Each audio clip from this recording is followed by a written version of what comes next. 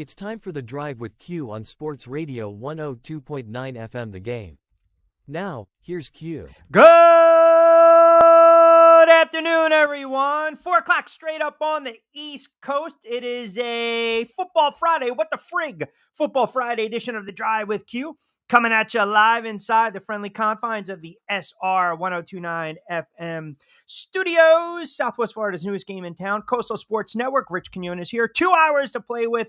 We will take up to 6 o'clock straight up on this 10th of January, 2025. As always, don't forget the 727-858-6650. That'll get you involved on the conversation. Bring something to the table. A very busy Football Friday, and there's going to be a lot of what the frigs on today's show. There's going to be a substantial amount of what the frigs on today's show, and it's a wonderful time, is it not? I mean, forget about the weather being nasty. Again, just forget about the snow. Forget about just the cold, the wind, the bluster. We're going to move past that today. You know why? Because if you were a Notre Dame hater or Penn State hater, well, you only got half of it last night, which we'll get into. But it's wild card weekend in the NFL. It's wild card weekend in the NFL. And I still maintain, I believe this is without a doubt the best weekend in all of sports. Yes, you have March Madness. Yes, you have the Final Four. Yes, you have the playoffs and the 7-game series. But wild card weekend in the NFL, man, it is absolutely exciting. It's exhilarating. There's a lot of drama in these games, and we're going to dissect them. We're going to break them down, and obviously we'll get your thoughts as well. 727-858-6650. That'll get you involved on a Friday, and as you guys typically do, we love to hear from you as well. Angel, by the way, who I would say, mi hermano Angel Martinez, behind the glass producing show, keeping us on the air, is just out gallivanting about in Daytona, checking out race cars, just going around and around and around and making moves in the pit, as we like to say. But we'll get a lot of your comments. Wild card weekend's the best. I don't want to hear this divisional. Wild card weekend is unbelievable. We know the intensity obviously is ratcheted up. Now, Jalen Hurts practicing. He's going to be a full go tomorrow. Again, Eagles against the Green Bay Packers. Your slate, we'll rip through it. And I want to get into last night leading into tonight. I definitely want to get into that. But as I mentioned, you have a really good, I think, matchups, right? 4:30, Chargers, Texans, Steelers, Ravens. That'll be your 8 o'clock affair. Sunday, upstart Broncos, Bills Mafia, Green Bay and the Eagles, Commanders and the Bucks. And let me say this. Let me give credit to one of the Bunker Boys, Trevor, because he mentioned, hey, you think they're going to move this game on Monday night? It's exactly what they did. It's moved to Arizona because of the wildfires, the Vikings, and the Rams. So we are definitely going to get into a substantial amount of NFL, but we must start with what transpired last night, because, man, you want to talk about not being able to get over the hump.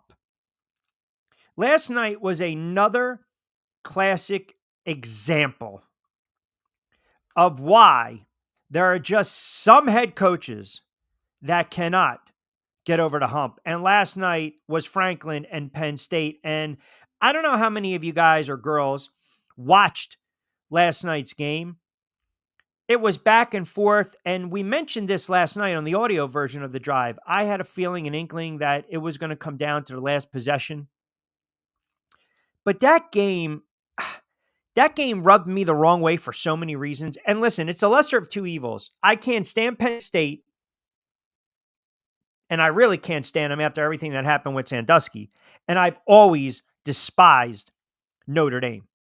So it's like the lesser of two evils. If I had to choose, kind of go back and forth. I'm not really sure what direction. But last night's a perfect example of a coach that's clueless. And once again, James Franklin showed you. Some of these head coaches are just not meant out to win the big game. They're not. And Franklin is one of those guys. And we saw it last night. I mean, first of all, what the hell is the quarterback thinking? Like, seriously, what is the quarterback thinking last night where he didn't have I don't care about your career. You didn't have the best game last night. Your decision making was absolutely horrible. It was horrible. It was really bad. And what do we see last night? Again, from Allar, did not play particularly well. Had a couple of bad throws, the bad pick, and if you want to argue the PI or not, that's up to you. But here's where they lost that game. You know full well Penn State is more talented than Notre Dame on both sides of the ball. On both sides of the ball. And Leonard made a couple of bad throws as well, a couple picks. But Penn State was able to run for over 200 yards. When you run for over 200 yards and you're averaging almost 5 yards a carry, and you're stretching the field and you're converting here and there, you should be able to win a football game. You should. And last night they just could not. Listen, they're up 10-3. They're up 10-3 in a low-scoring game, and you felt pretty good they were going to figure out a way to blow the doors off of Notre Dame. I mean, that's what I was thinking last night. You're watching the game, man, you can run it, you can, again, but they were horrible on third down. They were 3-11. They didn't know how to play the field position game. The quarterback had some bad reads, bad progressions, and in spite of Notre Dame and their shaky kicker, which we talked about last night, they still found a way to be in this game. And then obviously late, all the goofiness that transpired. I mean, you want to talk about a crazy set of circumstances in a college football game. I mean, this is a 24-17 game. And then finally, Penn State wakes up, Singletary 7-yard up the gut, touchdown. And then what happens? Notre Dame comes right back. Knotted up. And then you get the punt, then you get another punt, then you get the inexplicable, what are you thinking? Pick on 1st and 10. And then when you line up, when Notre Dame's sitting there lining up for a field goal, and I don't know if you guys were thinking the same thing I was thinking. The same thing. I'm like, what the hell is Franklin doing? Like having a couple guys back? Like, what? And they almost blocked a kick. Like, what do you think? There's going to be a trick play again late in that game? I mean, James Franklin, he deserves to be on the hot seat. And there are just some of these head coaches are not meant to win a big game. And that's James Franklin. He's just not. He's not that. I don't want to hear, you got to this point, and I don't want to hear any of that nonsense from Penn State. I don't. I don't want to hear any of that kind of garbage. There's got to be, there's a sense and a level at times of malpractice when it comes to coaching. And we've seen it in the NFL. When you can run the ball, you run the friggin' football. You don't overthink it. And last night was the perfect example. Why in the world, 1st and 10, a tied game with 38 seconds, you have plenty of time. Plenty of time. Why would you sit there with 38 seconds to go and then you decide we're not even going to try to run it up the gut with a timeout or so to burn, to get in the better position? Because you picked up, what was it? They picked up 10 yards, 13 yards. They had a 1st and 10 at the Penn State 28 with 33 seconds to go. And then it's just a horrible decision. And even prior to that, the last possession when it was 24-24, prior to that, the play calling was suspect. You're averaging 5 on the ground. 5 on the ground. And you couldn't get the job done. 727-858-6650. That'll get you involved on a Friday edition of The Drive with Q right here on SR 1029 FM. Let me see what you guys are saying out there as well. Check out the comments. Man always likes to start us off. Top you off, Hunt. Yeah, I don't know where. I don't know. I don't know if Angel's having coffee right now. I don't know. 727-858-6650. Your guess is as good as mine. Divisional round is the best. Wild card weekend's pretty good. Yeah, I can tell you right now. I know on good authority, Angel is not at Hooters right now. I can tell you that right now. Bunker Boys, Trevor chiming in. Oh, he's got to feel a little. I wonder if they're feeling. I wonder if the B Boys are feeling nervous tomorrow. Pardon me. James Franklin should be on the hot seat. I agree. I wonder if the B Boys are feeling a little bit of nerves for that game tomorrow. Green Bay, Philadelphia Eagles, and I'm sure you guys are going to comment on the size of the mug. Our good friends at Fresh Roasted Coffee, 20% off. Use promo code BYP20, 727-858-6650. Again, we'll take you up to 6. So, again, you've got what transpired last night. I think we'll get a competitive game tonight. I know some people don't agree with me. I thought last night was a competitive game. It was a compelling game. Ohio State tonight, Texas. Obviously, the winner takes on Notre Dame for a national championship. Ohio State's laying 6. This might be one of those high-scoring, wacky games. Could also come down to who's got the ball last as well. See, when you've got some of these teams out there and they're defensive-minded teams and you're running roughshod over them, you got to stick what has worked for you. So we'll get your thoughts on what's going on in college football in the game last night and the game this evening. And then you got the NFL.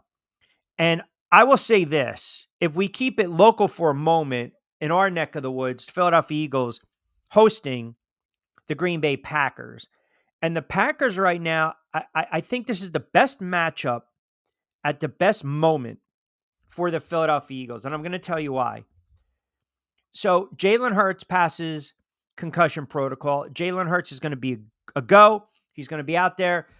He might be a tad rusty.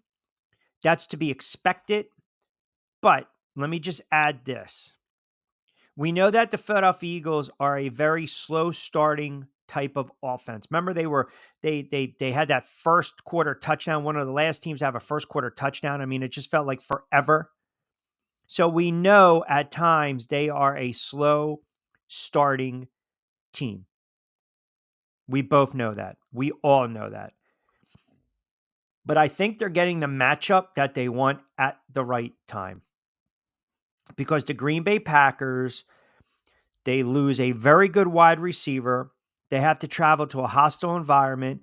They haven't played particularly well on the road this season. And oh, by the way, their quarterback's not 100%. Now, no player is 100% at this time of the year. You know it, and I know it. No player in the NFL sits there and says, I'm all good. I'm ready to go. I'm 100%. Nah. No. No one is. No one is. And nor should you be 100%. Nor should you be 100% because the season is, the wear and tear of the NFL season is ridiculous. It's long. It's like a war of attrition. Is it not? So you are going to find yourself banged up. It happens all the time. What you need to figure out, though, is how can I overcome that? How can I make up for that? And again, I'll say this right now. I think the problem with the Packers, their injuries are happening at the worst possible time. At the worst possible time. That quarterback, there's Jordan Love worries me a little bit with the elbow. And, if it's not the elbow, it's the knee. If it's not the knee, it's something with Jordan Love. It's something always with Jordan Love. And that would be a big concern if I was a Packers fan. And the other thing is, right off the bat, the Philadelphia Eagles are going to try to establish Saquon Barkley right away. I mean, Saquon Barkley, this could be his game. They're going to try to crank him up and get him going.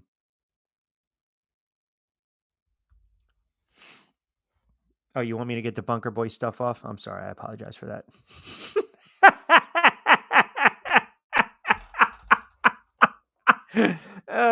Pilot error. Top you off, freshen you up a little bit. Can we get this Bunker Boy?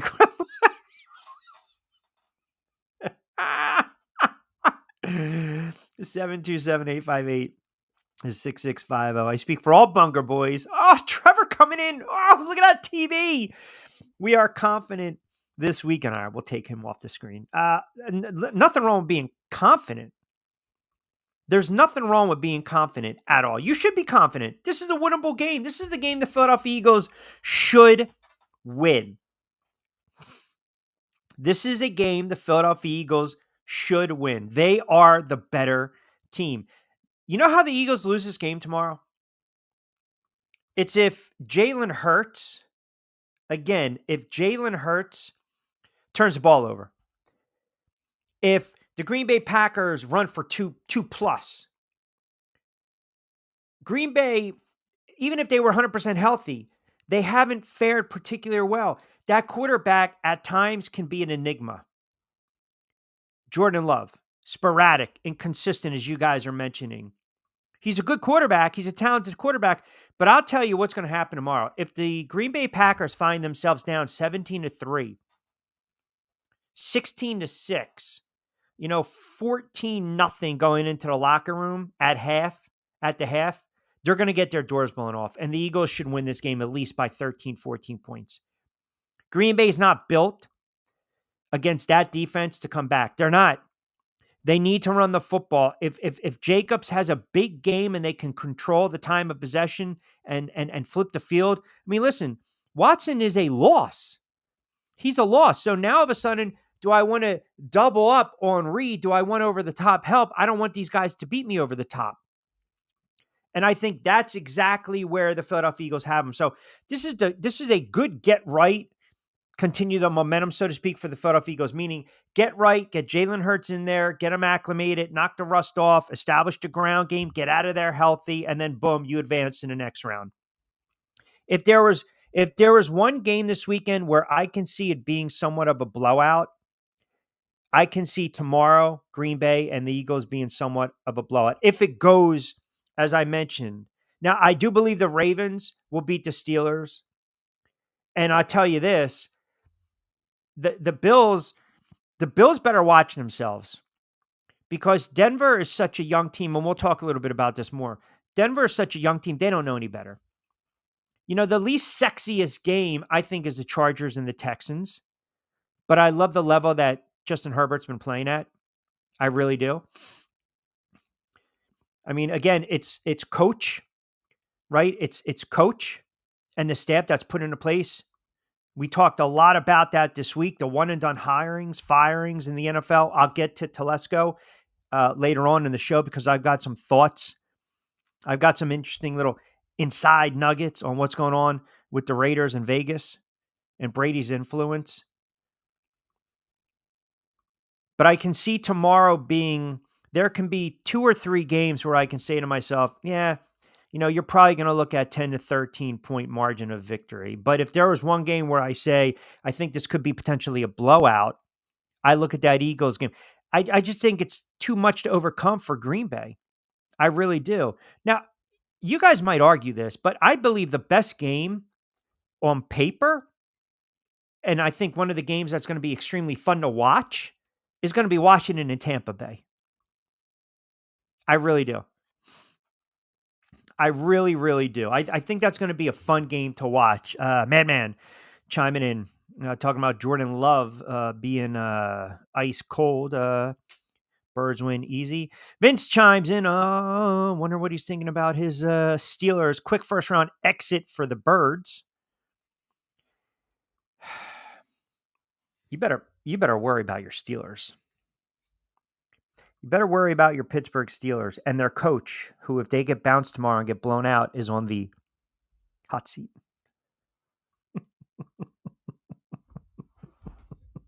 Mike Tomlin on the hot seat. That's a bad matchup for Pittsburgh. Vince, you're a Steelers fan. Let me ask you this.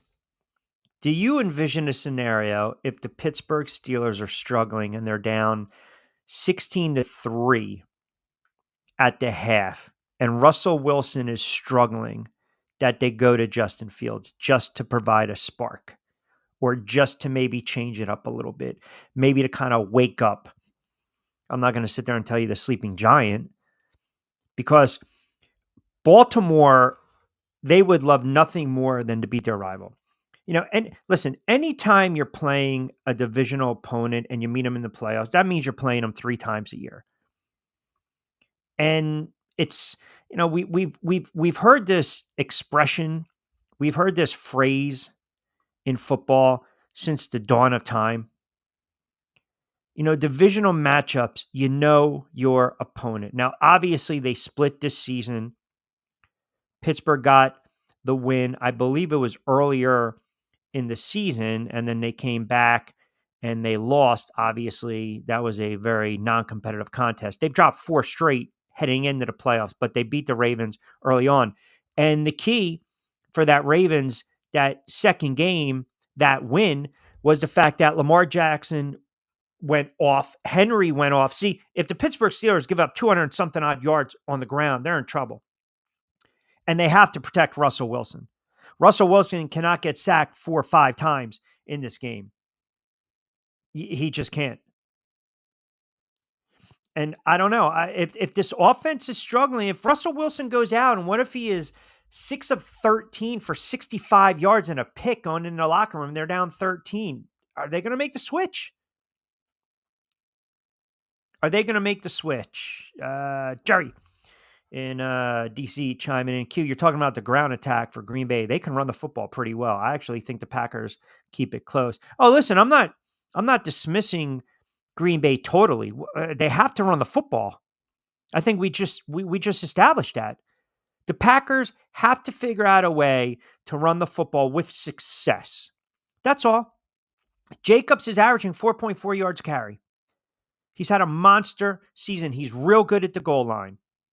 He can break tackles. He can get to the second level, and that should be able to open it up. But if they start double teaming on these wide receivers and they stack the box, if you're stacking the box first because that's a threat, we're going to, Jordan Love, we're daring you to beat us over the top. Then Jordan Love's going to have to make some plays. Jordan Love's going to have to, if you go back to that first game, and this is what the Green Bay Packers are looking at. That first game in Brazil on a really sloppy field, the Eagles were able to win that game. It was a high-scoring game. They won 34-29. And Jordan Love played well. He made some throws, but he missed early throws, I should say. He missed some early throws. But they should have won that game. They had opportunities to win that game. But Saquon went off. He had over 100 yards. He had 3 total touchdowns. Jalen Hurts, if you recall, had the 2 bad red zone interceptions. They were flushing him out. They were rolling him out. And his decision-making was poor. So my keys, if you're a Packers fan, the path to victory tomorrow for the Green Bay Packers, you have to establish the run, convert, right? Keep drives alive. And I know this is very generic and you guys are probably rolling your eyes, but they can't settle for 3. Field goals will not beat the Philadelphia Eagles. They just won't. If they can stop the run and they put pressure on Jalen Hurts, see, when you overextend or you overcommit on the play, Jalen Hurts beats you. You see it on every broadcast. But sometimes if you actually have him rolling a little bit, rolling to the right, that's when he makes some mistakes. You and I have seen it, and the red zone interceptions are backbreakers. I don't think you're going to get that tomorrow, but Green Bay's going to have to put some pressure. They might have to sell out. I just think Smith, Brown, the tight end, Barkley, I think it's going to be too much. Green Bay cannot win this game 35-33. They can't. It's got to be a 21-16 type of game, and I don't think their defense is meant or built to stop the Eagles. That's just my thought. You guys might see it differently. But that's just my thought. 727-858-6650. No, I'm not touching any parlays. There's no parlays. What are you talking about? Trevor talking about, can I get an all-bird parlay this weekend? You talking about the Ravens? The Ravens and the Eagles? Yeah, sure. Go ahead. Player props are where you're going to be at in the playoffs, man. Especially these anytime touchdowns. Jalen Hurts is going to get one. Saquon's going to get one. Love's going to get one. Jacobs is going to get. All you got to do is just read the room with some of these player props. A rushing touchdown by Allen. We know it's coming. You and I both know. Derrick Henry, a rushing touchdown. We know it's coming. Steelers, I think, are in a tough spot against the Ravens on the road.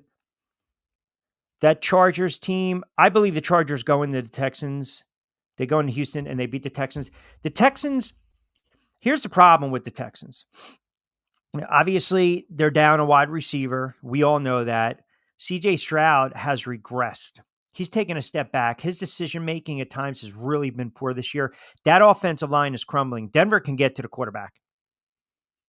Denver can get to the quarterback and they can disrupt and knock him off his rhythm.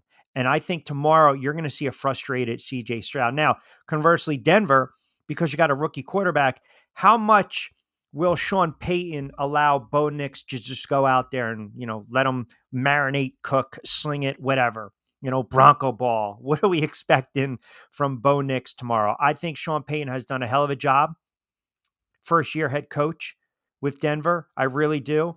Denver's not a threat when you talk about their ground game.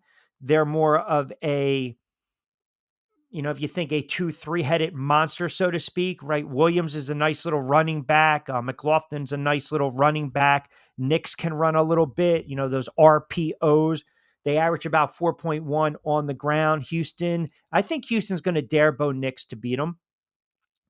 And the offensive line, this is probably the most impressive stat that I can think of. That Bo Nix has played, he's started and he's played 17 games. He's only been sacked 24 times.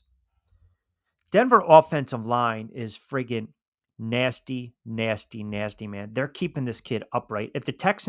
If Bo Nix has a dry clean jersey tomorrow, well, it's indoors, but you know what I'm saying. If he's not down on his fanny or on his back, then Denver's going to win this game. And I think Denver's going to win this game handily. I really do. I'm sorry, the Chargers, pardon me. No, Denver. I'm sorry. I think you guys, I'm trying to read your comments and you guys got me all over the place. I got texts coming in. I got comments coming in. I think Denver is going to have an opportunity to win this game. I do, against the Bills. But going back to the Chargers for a moment, let me stick with the Chargers for a second. I like the Chargers on the road. I think they're going to put up at least 28 points. It's going to put way too much pressure on Stroud. I just don't like the makeup of the team. I don't like the way they played the last month. Now, to you guys wondering about Denver and Buffalo, is this upset alert?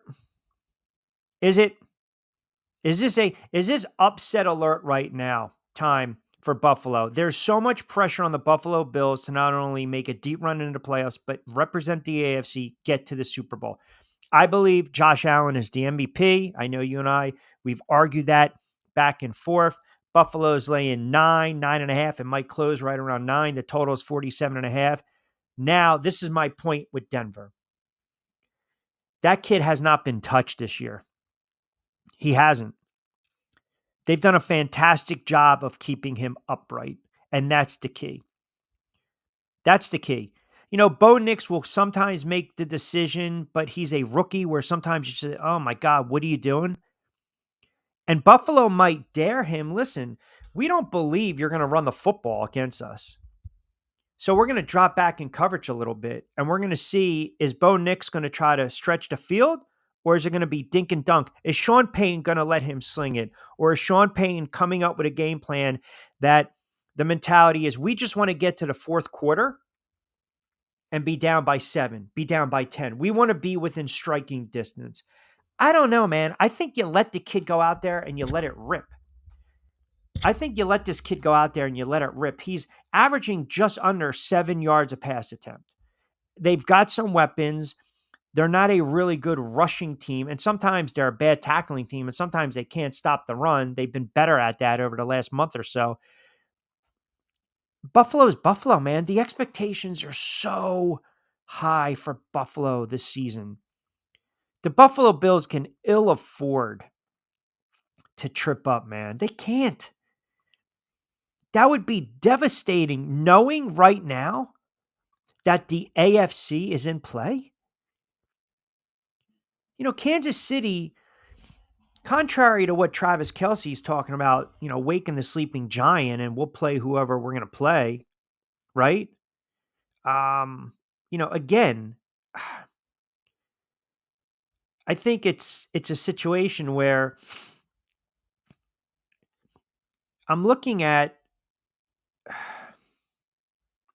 I would say this. I would just do this. If I'm the Bills, I say to myself in this game, and I'm trying to word this the right way. We've got a young team on the road in the Denver Broncos. They're not a playoff tested team. They have a young quarterback. We want to pressure him. We want to make him make mistakes. We want them to start to panic. And once we get that 10-0 lead, 13-3, then all of a sudden, let Josh Allen do what he does best, and that's close out the game. Because if you look at the way the AFC is constructed right now, this is what I would do. I would take the approach and I would try to get out to a big lead ASAP. And I would put pressure on Denver. And I would basically, Sean Payton, you gotta let this kid throw you back in the contest. And I just don't know if that's a beneficial approach. I don't. Upset alert? I don't know. I really don't know. 727-858-6650. 727-858-6650. Joe D chiming in. Q, I think you're right. I think this is going to be an easy test for the Philadelphia Eagles. I can see Saquon having a $175. They're going to harass and attack and have Jordan Love throw about 2 or 3 picks in this one. You mentioned that no quarterback is healthy at this point. No player is really healthy at this point of the season, but you brought up a really interesting dynamic here. Jordan Love's dealing with the knee issue, the elbow issue. He doesn't have one of his top wide receivers. I think it's going to make for a long night. Yeah, I believe that as well. 727-858-6650. I think this is the one game that is not going to be close. I mean, look, you guys know where I'm at with this, right? I mean, listen, I would love the fact for, the Eagles to get bounced. Kevin C. chiming in from North Jersey. Q, I know you might touch on this later, but how about all these reports leaking out now with the New York Giants? What are your thoughts on this? I'll get into that. I got a couple Raiders fans, Jack in Delaware, chiming in on Telesco. We will get into that as well. But we got to run through the gamut on this Football Friday edition of The Drive. A lot of stuff to get into. We'll take you up to 6 right here on SR 102.9 FM. The Game. Keep it locked in. Your comments are always welcomed. We always appreciate hearing from you guys. Man says, Bills on upset alert. Sean McDermott is questionable. McDermott. That is McDermott to me is one of those other coaches. What happens if Buffalo loses this game? Right? What happens if Buffalo loses this game? Are we going to sit there and put McDermott on the hot seat like we might do with Tomlin, like we might do with Sirianni? Just throwing it out there. Just my thoughts. Just my thoughts to see what you guys think, right? All right, quick timeout. We will come back on the other side. Keep it locked in. Adopt US Kids presents What to Expect When You're Expecting.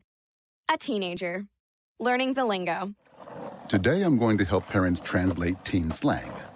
Now, when a teen says something is on fleek, it's exactly like saying, that's rad. It simply means that something is awesome or cool. Another one is totes. It's exactly like saying, totally, just shorter. As in, I totes love going to the mall with Becca. Another word you might hear is jelly. Jelly is a shorter, better way to say jealous. As in, Chloe, I am like so jelly of your unicorn phone case. You don't have to speak teen to be a perfect parent. Thousands of teens in foster care will think you're, rad just the same. To learn more, visit adoptuskids.org. A public service announcement brought to you by the U.S. Department of Health and Human Services, Adopt U.S. Kids, and the Ad Council. This is the story of a very special woman. In a matter of seconds, she turned herself into a great mathematician or an entrepreneur. Her knowledge was limitless and still is. She could also make monsters disappear, especially those that lurked in the shadows under the bed. Once, this woman put back together a teenage girl's broken heart, which had been shattered in 1,000 pieces, just by giving her a bear hug. She masqueraded as a regular person at work, but as a superhero at home. Everyone knows her as Gabriella. I still call her Mom. Your hero needs you now, and AARP is here to help. Find the care guides you need to help, complete with tips and resources at aarp.org/caregiving. A public service announcement brought to you by AARP and the Ad Council. Don't forget to get social with us. Follow Q at RichQ on Q. And now, back to Q. Bumper man, where have you been all my life? Bumper guy. I don't know if I like this one or if I'm a little more partial to this guy. Call or text the show at 727-858-6650. Now, back to Q. I'll leave it up to you guys to figure that one out. 727-858-6650. That'll get you involved. We'll take you up to 6 o'clock straight up, a Friday edition of the Drive with Q. What the frig? Football Friday edition. Angel, as I mentioned, is out and about again, gallivanting. That's really it. That's pretty much what he's doing right now. I mean, think about this. Angel's in Daytona, having a lovely time with the missus. And he's watching the cars go around, the wheels on the bus go round and round and round. He's watching all the cars go, around the track and all this because the CSN, Florida, the 102.9 FM logo is on the ARCA Series car, which is pretty friggin' wild, right? So Angel's doing his thing. He's meeting people, kissing babies, doing this, running around the track. It's like 75 degrees. Meanwhile, we're supposed to get friggin' hit with snow. Again, anyone else have an issue with that? I do. 727-858-6650. in Delaware chiming in. Q, loving to hear you back on the air. I used to listen to you when you were on 1290 The Ticket. Now it's become 1290 The Cricket. But always good to hear your takes. You know me, I'm a big time Raiders fan. What do you make of this Telesco mess? Before we get back to the rest of the games, so this is pretty interesting. Indeed, good to hear from you, brother. That's what we used to call the station too. When it went off the air, it was 1290 The Ticket, and then they called it 1290, The Cricket. I think the last time they tweeted that Olympic cyclist was charged for murder. I'm not laughing at that, but I'm just saying, I think the last time the station account tweeted, the Telesco thing is pretty wild, right? Because you're talking 2 days after they fire Antonio Pierce, they make a change with the GM, who did a pretty good job with several draft picks. And something's not right there. Now, my buddy, who has a pretty good scoop of what's going on, mentioned this to me. So this is what he texted me. So you guys, and I'll leave it at this. He wrote, Q, 20 years ago, I was in a room with Tom, my friend Todd, and David Caldwell, who's now in the Eagles front office. They witnessed Patriots tamping practices on 3 different occasions. I asked what happened. Tom Telesco was called to New York to speak to Goodell. He never heard anything else about it. The speculation is it would hurt the league. Patriots cheating doesn't hurt Pats as bad as the NFL. So they destroyed the tapes, fined the Pats, and moved on. No way Brady was going to work with anyone from Polian's camp. Polian's also the guy who complained from 2003-04 to start calling 5-yard defensive penalties.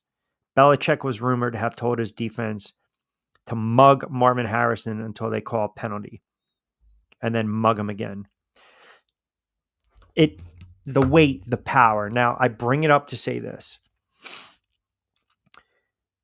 Tom Brady is the brain trust right now with the Raiders. Jack, D, Raiders fans that are tuning in, you guys know it, and I know it. And if you want to sit there and tell me it's a 3-man brain trust, whatever. Tom Brady has...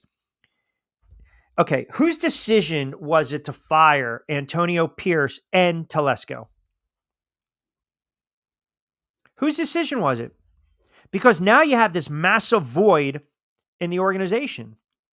And now, where's the direction? Where's this team going? Do you really think for 1 minute Tom Brady didn't have a hand in that? And I'm not saying it's a bad thing. Listen, Brady, he has that influence. He really does. But now, when you're talking about interviewing and you're having vacant head coaches or for the position of vacant GMs, and there's all this taking place, there's no secret that TB12 is going to have a hand in this. Of course he is. There are basically 2 to 3 people right now calling the shots. Mark Davis, Brady, and if you read between the lines, Richard Seymour. That's it. That's it. And again, man, you better have a clue. You better have a clue. At some point, the Raiders have to get it right. Have to get it right. Now, is the big splash, the big hire going to be to lure Belichick away from Carolina and college football? I mean, do we really believe? Does it seem as though it's so easy to happen? You know, it just makes too much sense, right? That's all I'm saying. It seems to me that maybe it just makes too much sense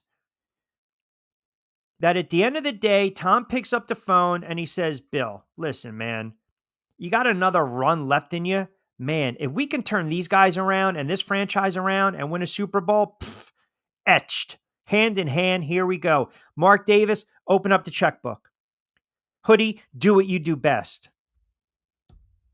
I mean, how do you explain a GM getting fired and he actually had some pretty good draft picks? It just doesn't make sense. It doesn't. And now you have all these candidates out there. I mentioned this last night, and I got ripped for saying it. Aaron Glenn is a hot name out there. I think Aaron Glenn will be an exceptional head coach. Aaron Glenn decided, I'm going to shut down an interview with the Patriots. Why? Because everyone knew it was going to be a BS interview.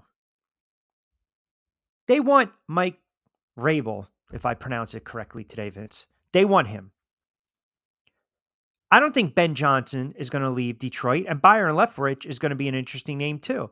But point being, Aaron Glenn right now is going to have an opportunity to interview for several other head coaching vacancies. I think Chicago, the Jets, Tennessee, New Orleans, I got to double check. But my point is this, man, and the Saints just completed the interview with Aaron Glenn. If I'm the Jets, if I am the Jets, I do not let Aaron Glenn leave the room. I make him an offer he can't refuse. I keep him in the building. Keep him in the building. He understands the New York market. He got drafted by the Jets. 12th overall pick. What was it, 94, 95? He played a long time in the NFL.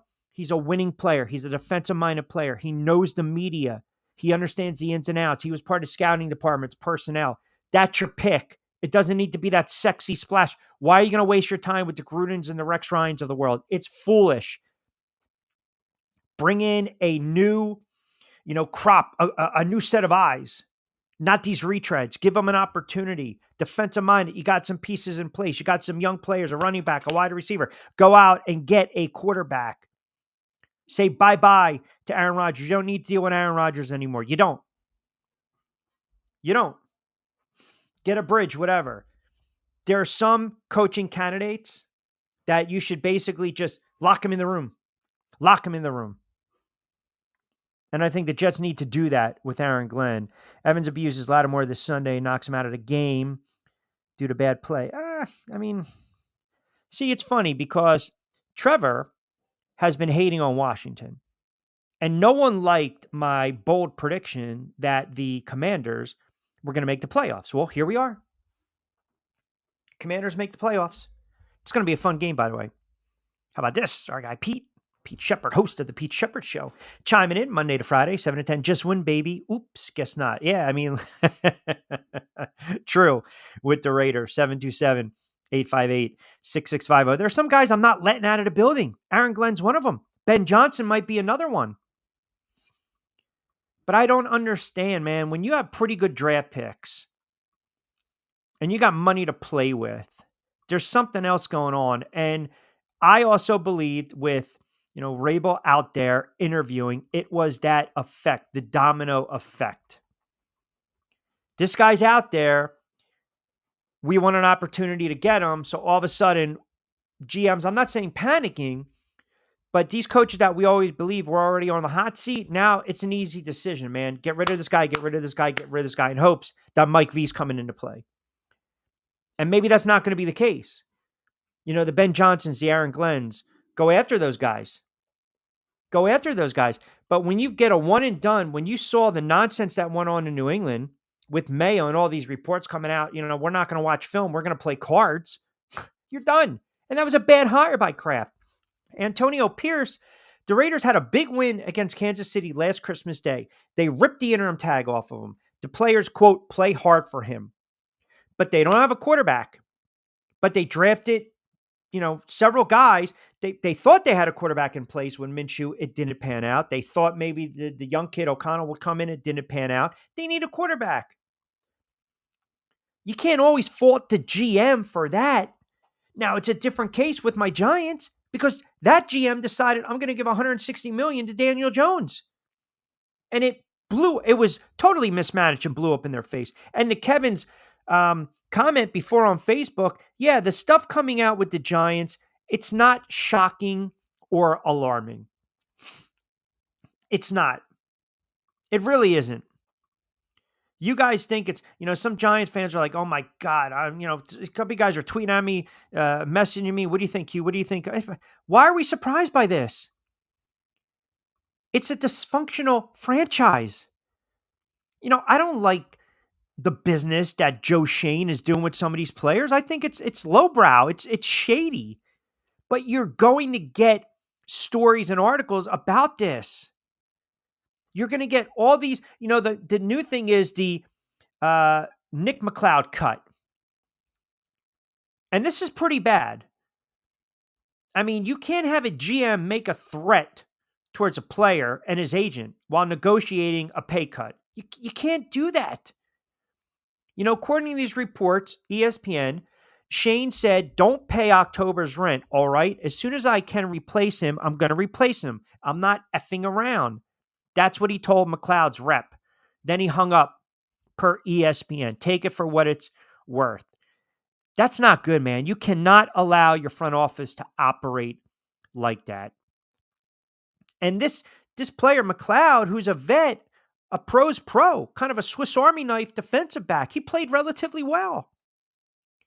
He won the starting job out of camp, and then he fell out of favor with the team. And I think a lot of that has to do with we don't want to play you to hit certain incentives.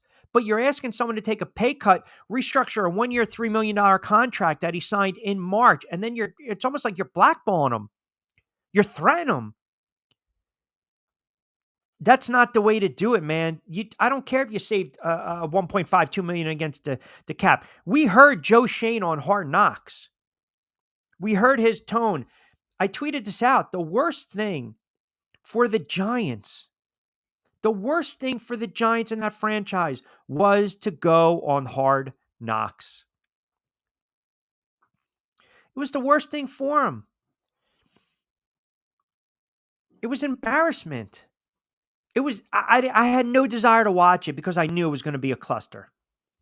Dysfunction within, no surprise. You go on Hard Knocks where you're basically a walking soundbite for everything that's been comically wrong about the franchise for the past 10 plus years. You do it to yourself. You have no one to blame but yourself. 727-858-6650. Fast approaching 5 o'clock hour. We'll open it up on the other side. Keep it locked in a Football Friday edition of The Drive with Q right here on SR 1029 FM. The Game, Southwest Florida's newest game in town. We are powered by our wonderful friends over at Play It Again Sports in Mount Laurel. And of course, their Deptford store, 1450 Clements Bridge Road, Deptford, New Jersey. Open 7 days a week. They'll give you the best buck for your value. They'll purchase new and used sports equipment and more. Also, fresh roasted coffee. This is an oversized friggin' mug and a half today, isn't it? It's all about believing, folks. 20% off your first purchase, BYP20, when we do our pick segment. You can check out the show notes, freshroastedcoffee.com, and Zen Auto Concepts, the #1 detailing shop in the state of Florida. Quick timeout. We'll come back. We will close out hour number 1. We'll reopen up the text message board. I see a lot of comments coming on Facebook as well. Keep them coming. We always enjoy the banter. 727-858-6650. Quick time out. We'll take you up to 6. Hey, Dad, your prescription will be ready in just a minute. Hey, Dad, your laundry will be ready in just a minute.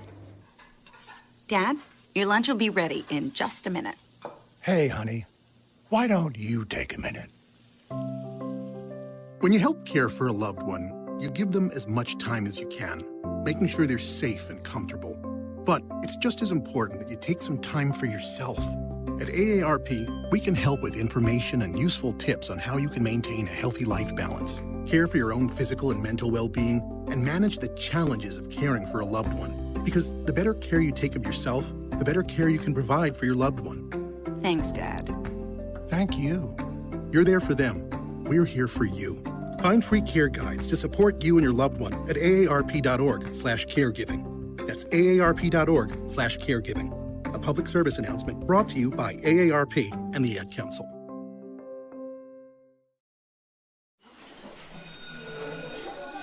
All right, class. Let's hear what everyone did this weekend. Jill? Well, I raised my older sister to a big oak tree. It was at least 100 years old. My mom said I must have set a record or something.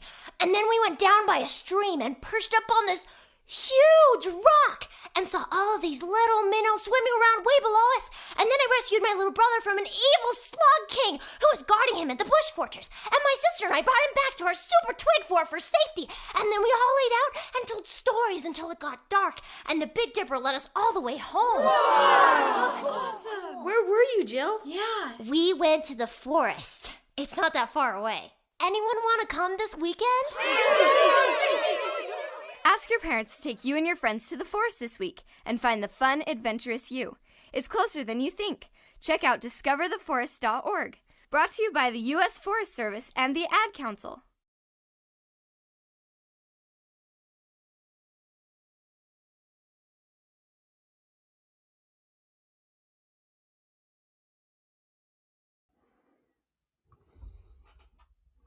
Don't forget to get social with us. Follow Q at RichQ on Q.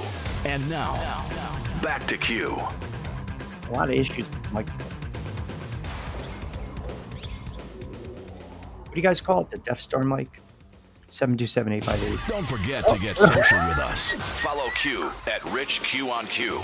And now, back to Q. See, let me tell you what's going on right here. I did not even fire that off by accident. I don't know what happened right there, but definitely get in on the conversation. 727-858-6650. So you got the Giants mess. You got what's going on with the Raiders. Obviously, that's a big talking point. Wild card weekend is among us. Later tonight, Ohio State, Texas. We can get your thoughts, plays, predictions on that. Rounding out tomorrow, I mentioned Washington and Tampa Bay. Listen, I know a lot of the Tampa Bay audience down there in Florida, Southwest Florida. This is a game.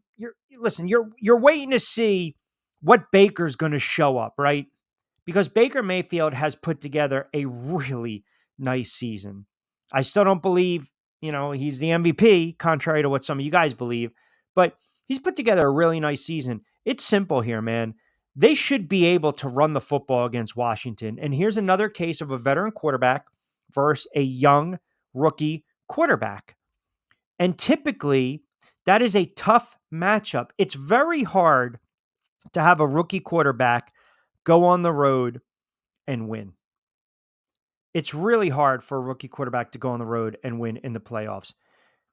I mean, just winning on the road is exceptionally hard, but now you're asking them to go on the road and win in the playoffs. That's doubly hard. So we're asking Bo Nix to go on the road in a hostile environment against Buffalo and win. We're asking Jaden Daniels to go on the road against a good team in Tampa and win. Tampa's laying 3. This game might be a high-scoring game. And Daniels has shown one thing. He's got a lot of poise under fire. Now, if you go back to earlier this season, first game of the season, Jaden Daniels get his feet wet. Tampa Bay raced out to a 13-0 lead, and they waxed him by 17. Baker Mayfield, I think, threw 3 or 4 touchdown passes, but that was a long time ago, man. That was a really long time ago. So are you going to get this mature, coming into his own Jaden Daniels, Washington Commanders team? I don't know how much noise Tampa Bay can make in the playoffs. I don't see them being a juggernaut. I really don't, guys. Sorry. I know they've won 5 out of their last 6. They had the goofy loss to the Cowboys. They should have beat the Cowboys. They have a nice little streak coming. They can put up a lot of points. This is where I think this game is going to be a high-scoring game. I can see this game tipping over. I really can. 15.5. I believe this game has the highest game total of the weekend. The rest of the games are 42, 43, 47. This is sitting at 50.5. And then you have the Monday night game. Now, how much that line dropped down to Minnesota laying a point or 2?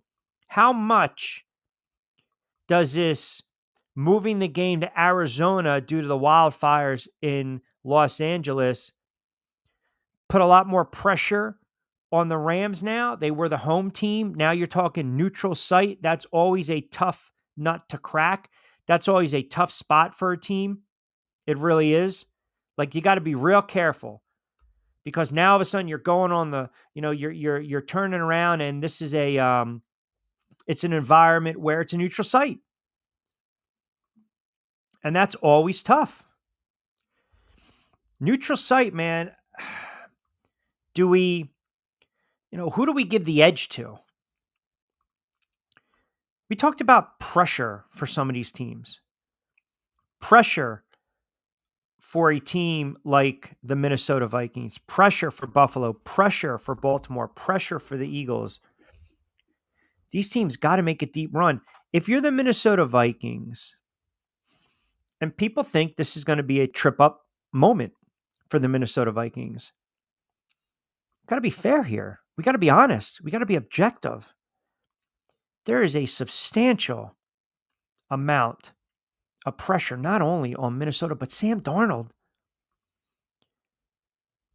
to not only win this game, but make a deep run. Everyone's looking at this team. You cannot go 4-3 and get bounced early in the playoffs. You just can't. They had an opportunity to grab home field advantage, and they were not able to do it. The offense was abysmal against Detroit. Give Aaron Glenn, the Lions, Campbell, a lot of credit. They knocked Sam Darnold off his spot. They rattled him. Minnesota was not able to convert on short down situations, short yardage situations. They couldn't punch it in. I don't like the Rams. I'm not as sold on the Rams as some of you guys are. I look at the Rams and I say to myself, nice story, well-coached team. Minnesota should beat the Rams. If you go matchup to matchup, mano a mano, they should beat them. Now, listen, I get it. They lost earlier in the season, 30-20. I hear you. I know you guys are going to come at me with that 30-20. And that's a game where Darnold did not throw it a lot of times. He only threw it 25 times in that game. Matthew Stafford chucked it up 34 times. Now, I don't know where you guys are at, but I look at this matchup second time around, and a lot of Vikings fans are waiting for the other shoe to drop with Sam Darnold.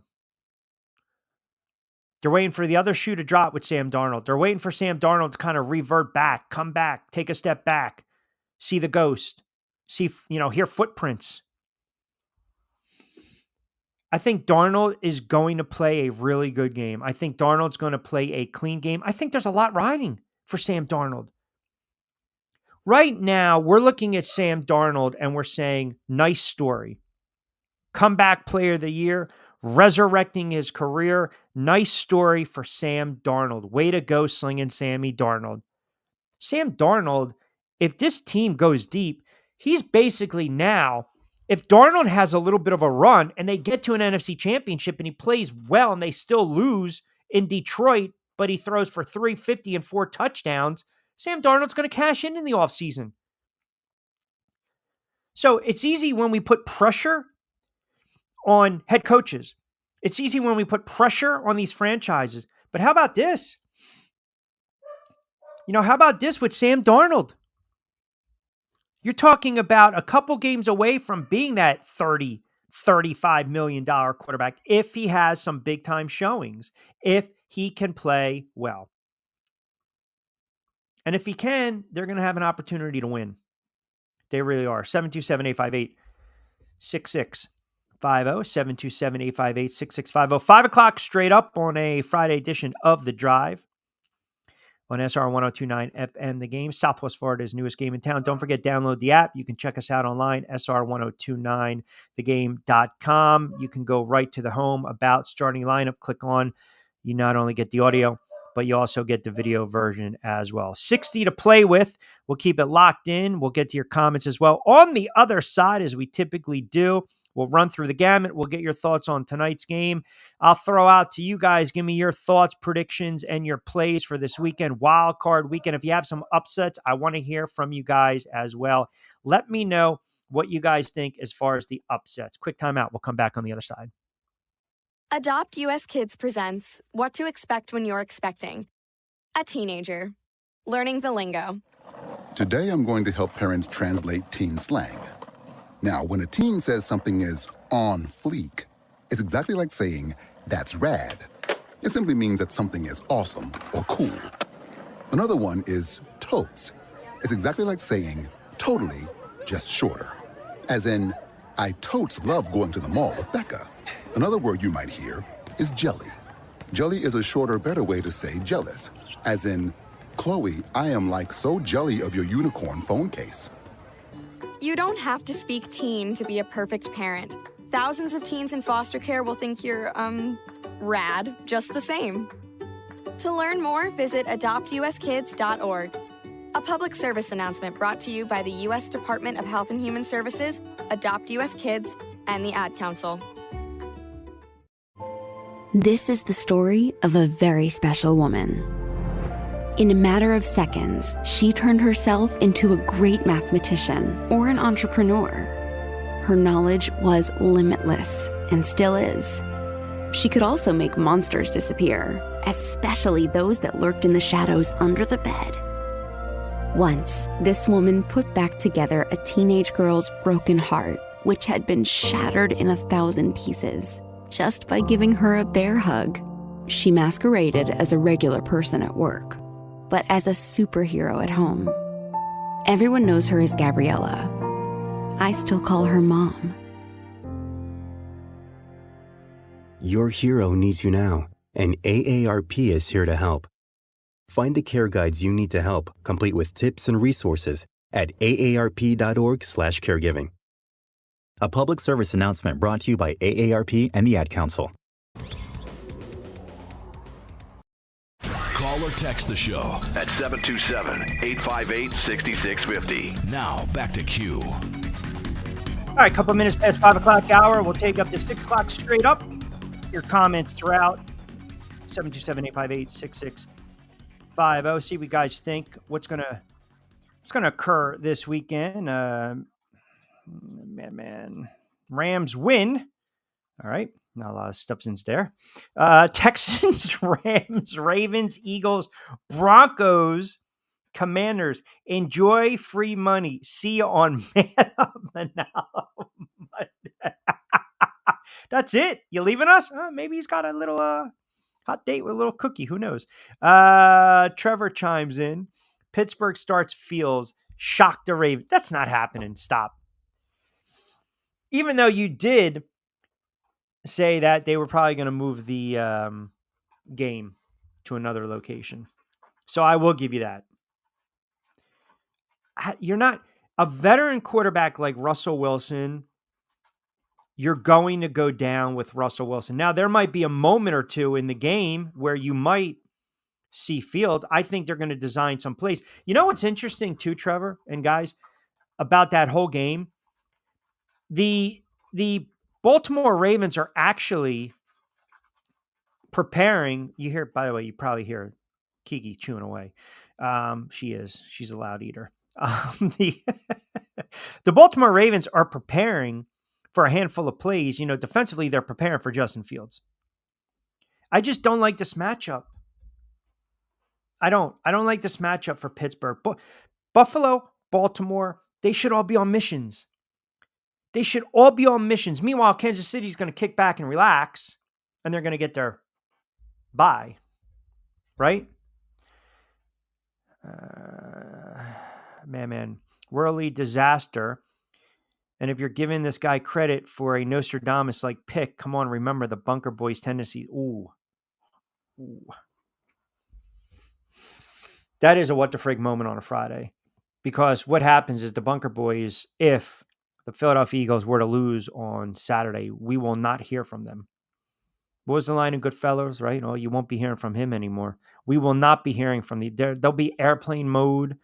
There'll be no reception in the mountains, wherever they are, growing beards, hunting for food, scavenging about, looking for W's in the off season.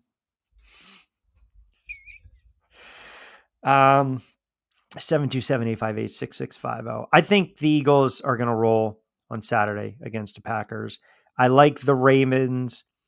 I just think the Ravens are a more balanced team. I think they're going to turn over Russell Wilson a couple times, and it might be panic mode. You might see Fields. Denver's going to be a very interesting animal going into Buffalo on the road, 1:00 kickoff.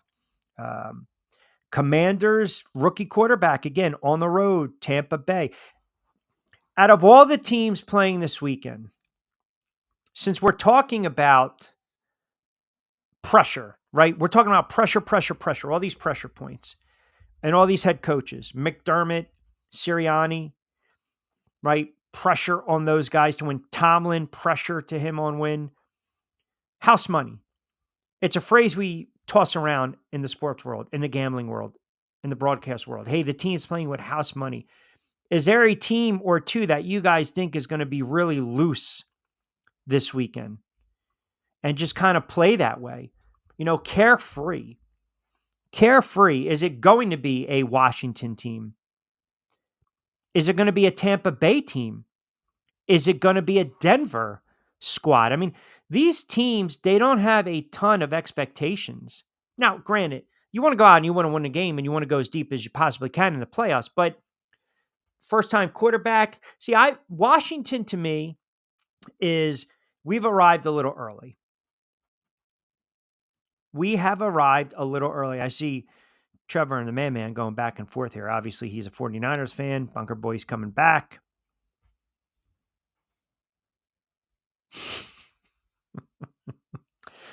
Bunker Boys will disappear faster than the C team at 4 p.m. I'm at 4. What are we talking about?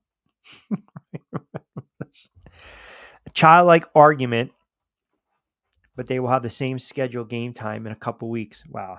Listen, you don't want the Eagles making a deep run in the playoffs and have to deal with that nonsense and that friggin' fan base. That's annoying as hell. I think I speak for everyone when I say that would be annoying as hell. Eagles make a deep run in the playoffs. Oh, geez.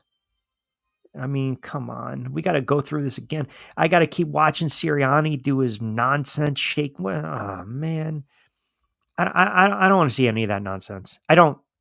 I really don't. In a perfect world, they lose 35-10 tomorrow, but it's not happening. It's not. And I don't know who the biggest threat to the Lions is. Is it Minnesota or is it Philadelphia? See, everyone thinks Minnesota's a fraud. Bernie chimes in, Q, did you see the new updated MVP odds? So Lamar Jackson has shifted from plus 300 to minus 260. Josh Allen has shifted minus 500 to plus 200. I still believe that Allen is the MVP. And you guys might not agree with that.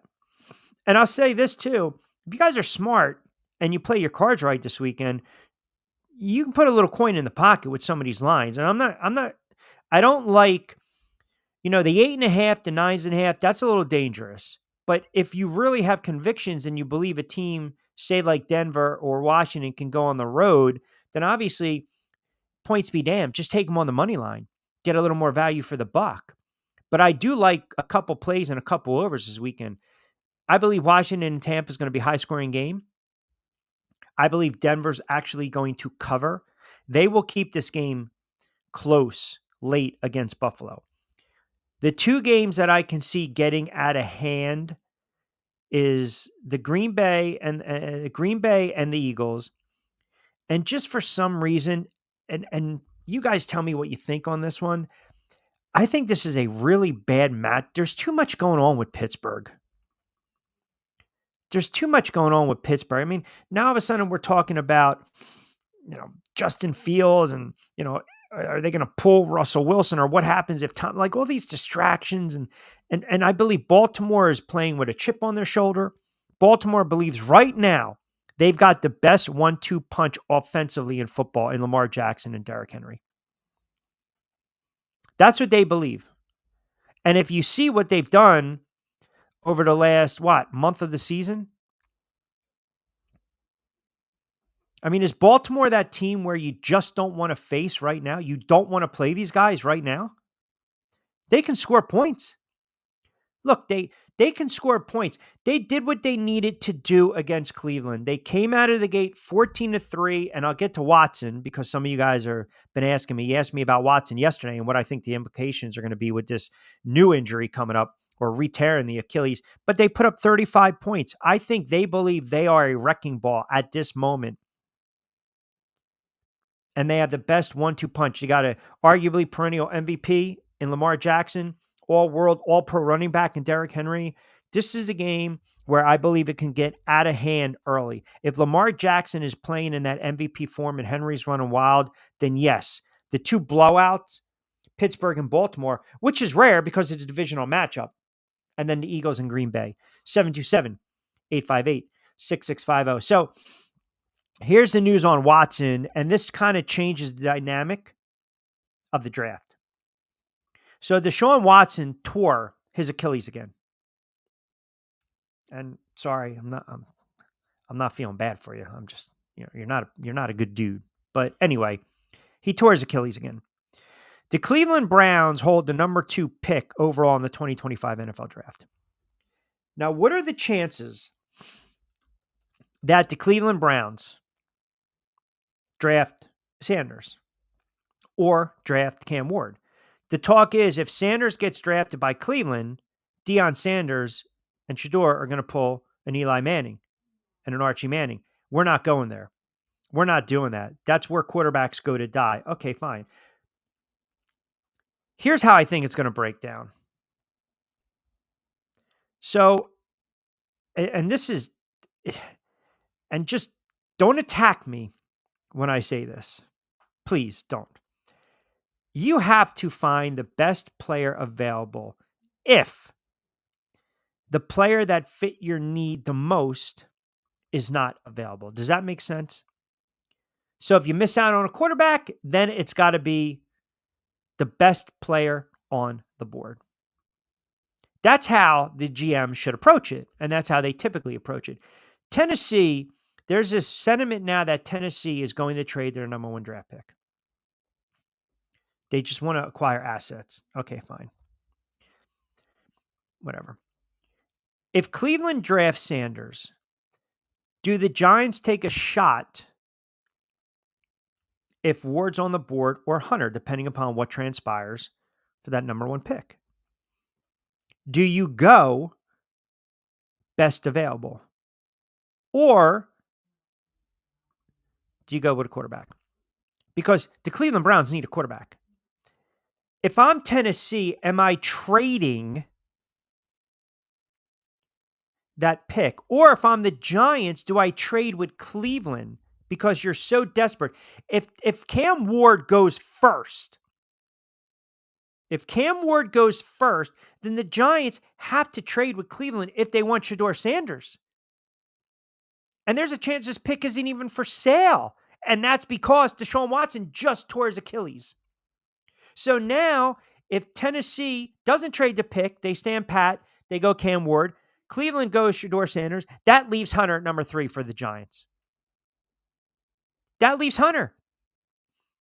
You're not going to go the edge rusher from Penn State. You're not going to take the wide receiver from Arizona. You are going Travis Hunter, period.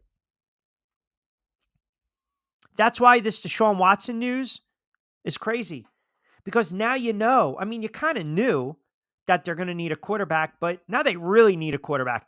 This Kirk Cousins, no. You're not going that route.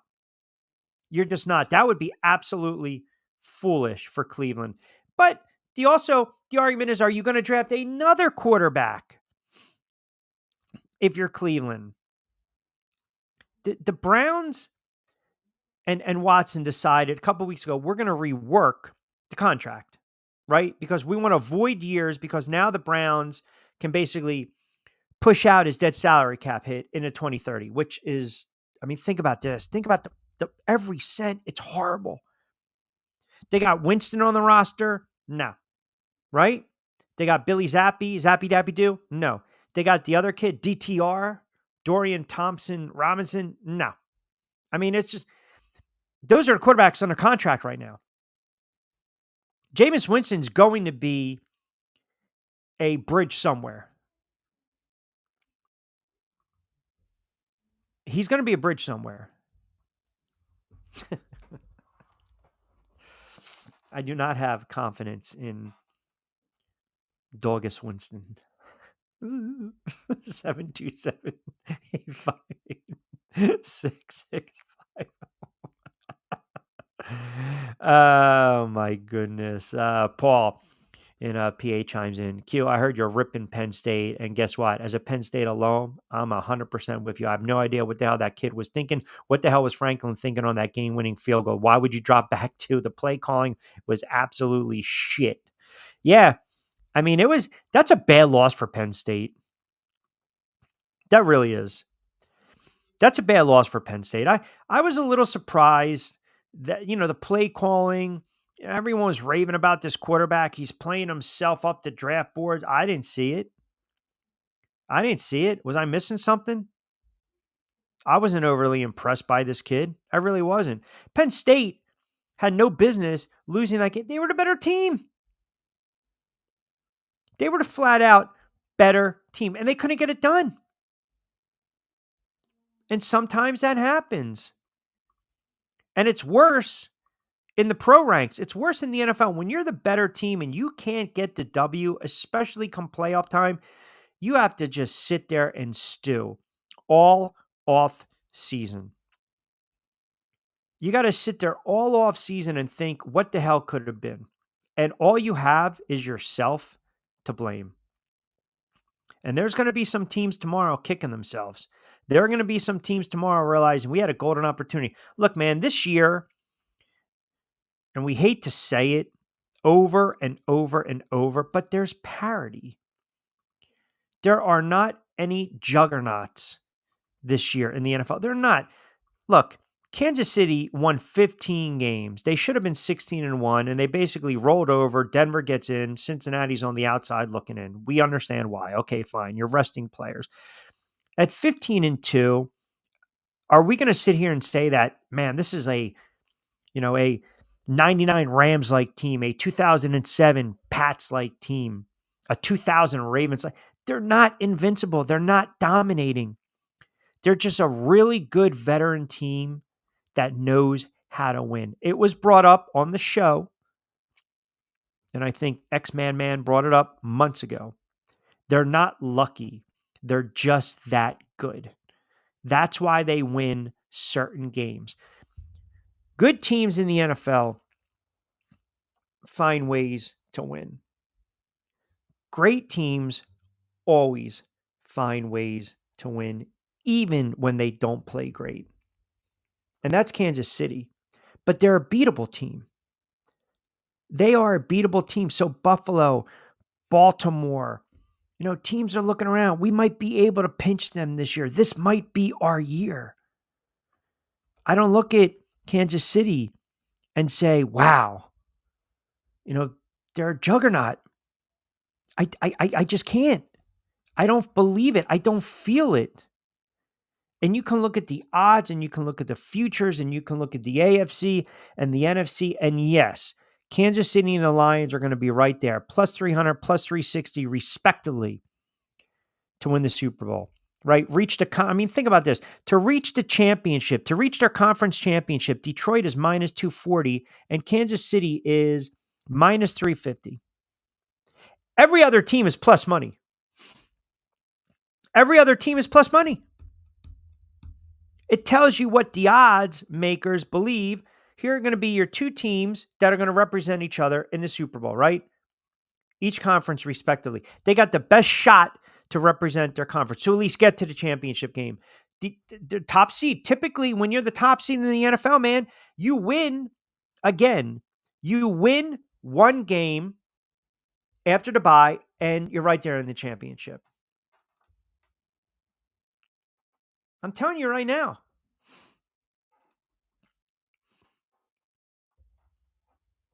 I just look at these teams this year in the NFL, and they're all saying, we can beat this guy. We can beat that guy. 727-858-6650. You never get this type of analyst from the bunker. We don't know how the reception is. KC is still the team to beat, but they can be beat. That's right. To be the man, you got to beat the man. Just like you never want to be the guy to replace the guy, right? Lesson learned in Mayo. Yeah, you guys got your Super Bowl predictions already? KC and the Eagles already? No. It's a great run by Kansas City. It has been a great run. It's not over yet. But Kansas City is an older team, and they're leaking a little bit of oil. I get it. As long as you got Pat Mahomes, as long as you have Andy Reid, Kelsey, you get the bye, you get some rest, you're feeling pretty damn good about yourself. Okay, fine. They're going to get beat this year in the playoffs. And if you're Buffalo or you're Baltimore, you have to reminding yourself, if not now, when? It's like the old adage in the NBA. When are you going to beat Golden State? Right? When are you going to beat Golden State? What's going on with Golden State? When are you going to beat Golden State? How can you beat Golden State? 727-858-6650. And eventually, Cleveland beats them. Down 3-1. Oh, by the way, right? 727-858-6650. If the Steelers beat the Ravens, tell me they aren't the favorites with that defense. They're not beating the Ravens. It will be a funny man-up Monday if they do. I don't like this matchup at all, Vince. I'm sorry. I know you're a diehard Steelers fan. I get it. I appreciate it. I respect it. I don't see them beating Baltimore. Baltimore is playing right now as if their playoff lives depend on it. And I say it in tongue-in-cheek, meaning they know they've got an opportunity with the level that Lamar Jackson is playing at, with the level that Derrick Henry is running the football. They know they have to make a deep run in the playoffs. They have to get to the AFC Championship. They have to. Whether they have to go through Buffalo, whether they have to go through they have to. Because you've wasted now two great all-time seasons from two players respectively in Jackson and Derrick Henry. You're not getting these types of seasons from these players. You're just not. You're just not. And that's another thing. You always talk about, teams like Pittsburgh at home over the years, Baltimore having some bad losses, Buffalo. You have, again, if not now, when? That's all I'm saying. That's all I'm saying. 727-858-6650, 25 past the 5 o'clock hour. We'll reset the table. We'll take a quick time out. We will come back on the other side. You guys keep it locked in. We will take you up to 6 o'clock straight up on a Friday edition of The Drive with Q. Hey, Dad, your prescription will be ready in just a minute. Hey, Dad, your laundry will be ready in just a minute. Dad, your lunch will be ready in just a minute. Hey, honey, why don't you take a minute? When you help care for a loved one, you give them as much time as you can, making sure they're safe and comfortable. But it's just as important that you take some time for yourself. At AARP, we can help with information and useful tips on how you can maintain a healthy life balance, care for your own physical and mental well-being, and manage the challenges of caring for a loved one. Because the better care you take of yourself, the better care you can provide for your loved one. Thanks, Dad. Thank you. You're there for them. We're here for you. Find free care guides to support you and your loved one at aarp.org/caregiving. That's aarp.org/caregiving. A public service announcement brought to you by AARP and the Ad Council.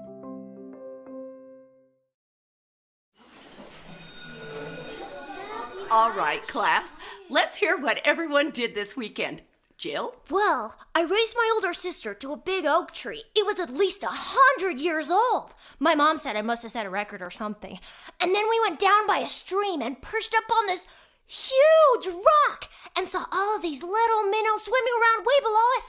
And then I rescued my little brother from an evil slug king who was guarding him in the bush fortress. And my sister and I brought him back to our super twig fort for safety.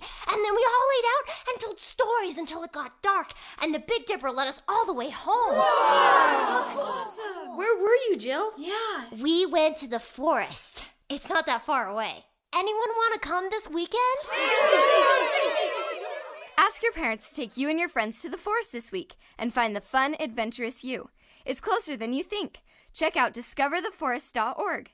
Brought to you by the U.S. Forest Service and the Ad Council. Download the Sports Radio 102.9 FM The Game app and tell your friends that Florida has a new leader in digital sports radio. I don't know why you guys are shooting. That's taking shots at me. That's what we're doing right now. Steelers fans. These are unwarranted shots. And I start to see that skins are starting to crack. What do we got here? Vince, look past your opinion on the game, buddy. Always with the typos, though, right? Mike Grable. Damn, get off my lawn, guy. You entertain the thought host. I don't know what that means. Should I entertain the thought? I don't believe Pittsburgh wins. If Pittsburgh wins, I will come on and kiss the Steelers' ass on Monday, on a Man Up Monday. Would that solve the problems? Would that make you feel better? I see skins are starting to crack, though. Bunker Boy's starting to slip a little bit right now. Man is salty because he's at the barbecue instead of in the show. Ooh. Hey, the 49ers had a really, really good run over the last several years. Incorrect. I accepted my fate after the Seattle loss at home. Well, 49ers just had a down season.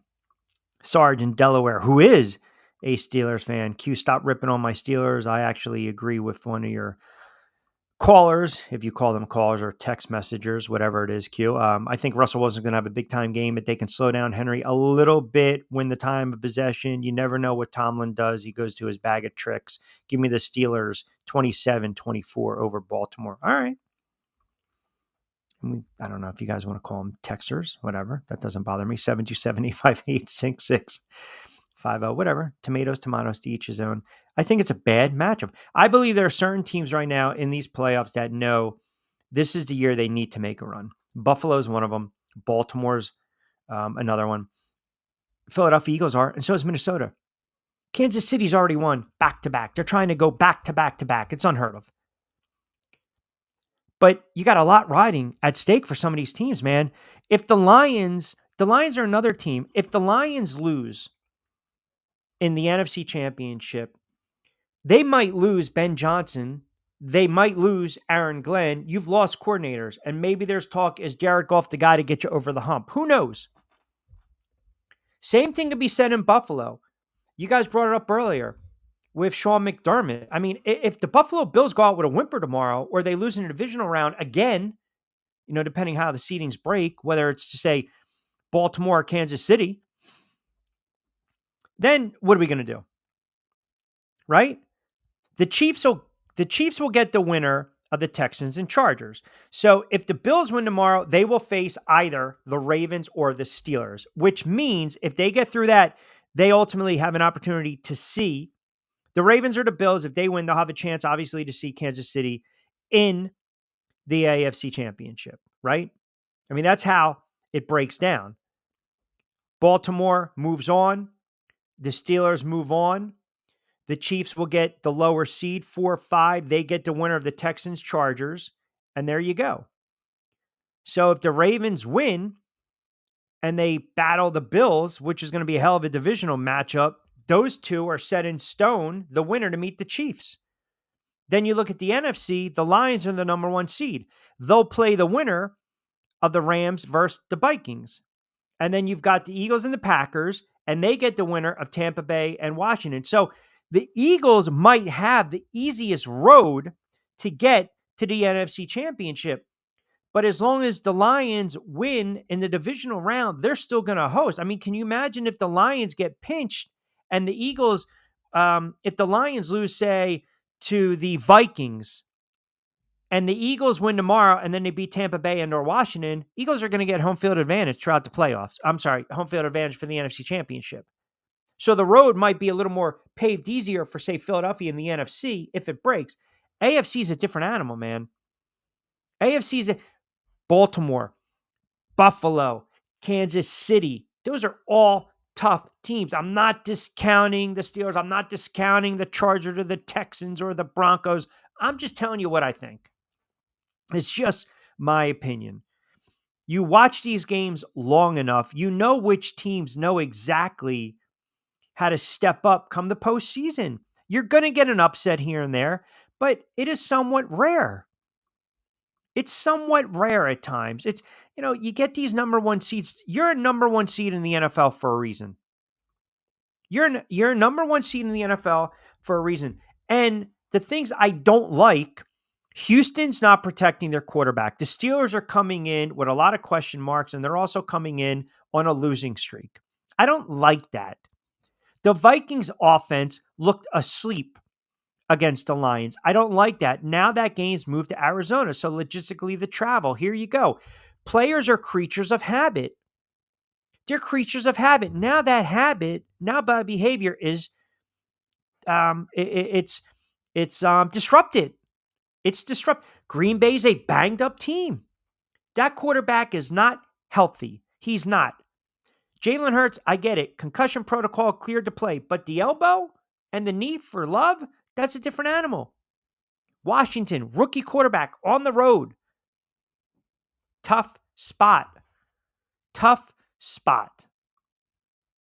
That's why I look at these matchups the way I look at these matchups. Any team can beat any team on any given Sunday. We always say it. It happens all the time. But it's also rare. Typically, you get through wildcard weekend, divisional matchups, as you guys pointed out, those are your best team. The last really great team standing. Once in a while, you'll get that little Cinderella run into the championship games respectively. But more times than not, it's the 4 best teams that are left standing on conference championship Sunday. And then the best 2 in the Super Bowl. It's hard to win on the road in the playoffs, man. It really is. It's very hard to win on the road. You got to play your best football. Right now, I look at the teams playing their best football of the season. So let's just go through that for a second. We're talking about teams that are playing their peak football. And I mentioned this team to you guys last week. Look at a team like the Chargers. They beat Denver, they beat up on New England, and then they needed to win a closeout game to clinch a spot, and they absolutely hammered the Raiders on the road, mind you. They won 4 out of their last 6. Their only losses was a bad defensive gaffe and effort against Tampa Bay, and they lost by 2 against Kansas City, and they should have beat Kansas City. That team is trending up. They're trending up. They are. Now they take on the Texans. And the offense has just gone south. They scored 23 against Jacksonville, 20 against Miami, 19 against Kansas City, 2 against the Ravens, 20 against a bad Titans team. They're regressing. They're trending down. And that's just one matchup. That's just one matchup. They're trending down. It's one of the reasons that I like the Chargers in this spot. And if they, listen, if you can go on the road and win a playoff game, that's impressive. And if you can do it, again, Chargers, a little early to the party, so to speak, but Harbaugh's turning them around. He was good for another 3 to 4 wins. I like that. The Ravens, Jackson, Henry, the Steelers. Again, we're talking about trends here, right? The Steelers have dropped 4 straight games. They have not played good football over the last month of the season. What do you guys believe? What makes you think all of a sudden, and more power to them, but what have I seen from them that makes me think they're going to turn it on? This resembles losing 4 straight, 5 out of 7 is exactly what happened with, to a lesser extent, the Philadelphia Eagles last season. The Philadelphia Eagles, 10-1, rolling along, then they dropped 6 out of 7. They got waxed. Right? By Tampa Bay in that wildcard game. They did not even show up. Pittsburgh lost to Philly, lost to the Ravens, lost to Kansas City, lost to Cincinnati. Those are tough teams, physical matchups, wear and tear. Those are nasty games, man. And they just got punched in the mouth and they could not respond. You might need Russell Wilson to throw it 35 times tomorrow. Do you want Russell Wilson, if you're a Steelers fan, to throw it 35 times tomorrow? Do you? I mean, do you think that's the best game plan? Do you think that's the best use of Russell Wilson at 36 years of age, who, oh, by the way, has been sacked 35-something odd times this season, and he's only played 11 games? If you can't run the ball tomorrow, Pittsburgh, you are in trouble. I don't like Russell Wilson slinging it. Every time Russell Wilson's had to throw it 30-plus times over the last month, they lost. They lost to Baltimore, lost to Kansas City, lost to Cincinnati. That's all I'm saying. It's not hating on the team. It's just giving my opinion on how I think these games are going to unfold. Same thing could be said. That Denver game, if they protect and keep the quarterback upright and they give him time to throw, and if they can get a lead on Buffalo, what's going to happen is, even though the Bills are a playoff-tested team, a playoff-savvy team, a tough team, sometimes at home, expectations, wild card weekend, divisional matchup, whatever it is, you're a higher seed and you're being punched in the mouth a little bit. You fall behind. You start to panic. You start to tighten up. Denver's hanging around. Hell, I can't wait. If Denver's up 21-17, 1 under 4 minutes to go in that game, and Sean McDermott's faced with a 4th and 2 from his 40, what do you think he's going to do? What do you think he's going to do? Is he going to play close to the vest? Is he going to punt? Is he going to go for it? Is he going to take a gamble? He knows, if not now, when. Buffalo, as crazy as this sounds, these teams that I've mentioned, Baltimore, Buffalo, Detroit, the Eagles, man, you've got to sell out. You almost have to be in desperation mode. You're not going to play that from the start, but your thinking is, if not now, when? This is our year. Here's our opportunity. Let's make the most of it. Let's grab hold of it. Because you might not get another shot. You might not get another chance. So you look at these teams that are trending in the right direction. And I already gave you a couple. That Green Bay game, it's a bad matchup. It's a bad matchup for them against the Eagles. It really is. You got 5 questionable. You already ruled out 2. I mean, it's just, you want to know the biggest problem for Green Bay tomorrow? I'm going to tell you right now, the biggest problem for the Packers tomorrow is going to be number 26 for the Philadelphia Eagles. It's going to be Saquon Barkley. I mean, listen, you got that offensive line.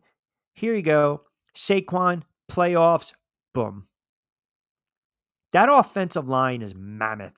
You're talking about a line that's the heaviest in the NFL. They're tipping the scales at a combined 1,688 pounds. You got a running back that's burst through the gaps for 2,000 yards. You got Malata, you got Dickerson, you got Jurgens, you got Becton, you got Johnson. You got brass balls on that offensive line, man. And you got meat and potatoes, and you got muscle. They're going to blow Green Bay off the line of scrimmage. Feed Saquon, feed Saquon, feed Saquon. Saquon's going to have a $165 tomorrow. You can book it, record it, rack it, a $165 for Saquon tomorrow. He's a phenomenal player. Saquon was averaging 3.9 yards a carry last season for the Giants. He's averaging close to 6 yards a carry right now.